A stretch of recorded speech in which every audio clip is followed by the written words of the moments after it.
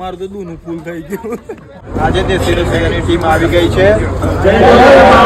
આજે દેશી રસોઈની ટીમ પહોંચી ગઈ હતી બાલવાના સૌથી ફેમસ લીલી હળદર અને તુવેર ટોઠા ખાવા માટે, એ પણ આપણા પ્રાંતિજમાં।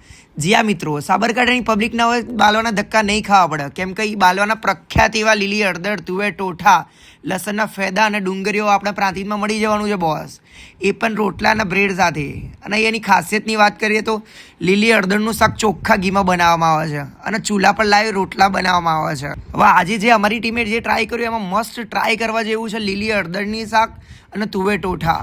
એમાં લીલી હળદર તો બહુ ગજબ આઈટમ છે, એકવાર 100% ટ્રાય કરજો। હવે કસ્ટમરના રિવ્યૂ સાંભળે ભાઈ એમનું શું કહેવું થાય છે જગ્યા વિશે? શું લાગ્યું તમને અહીં શિયાળાનું ચવનપ્રાશ એટલે બાજરીનો ગરમ રોટલો ને હળદરનું શાક, ઓનાથી ઉત્તમ કોઈ વસ્તુ ખવાય નહીં। હવે દેશી ખેતરમાં જે ખાતા હતા ને એની યાદ આવી જાય એવું છે સરસ। શિયાળાનું આ શું ગોલ્ડન કહેવાય। લીલી હળદરનો ટેસ્ટ કરવા જેવો છે, બાકી જોરદાર મજા આવી જશે।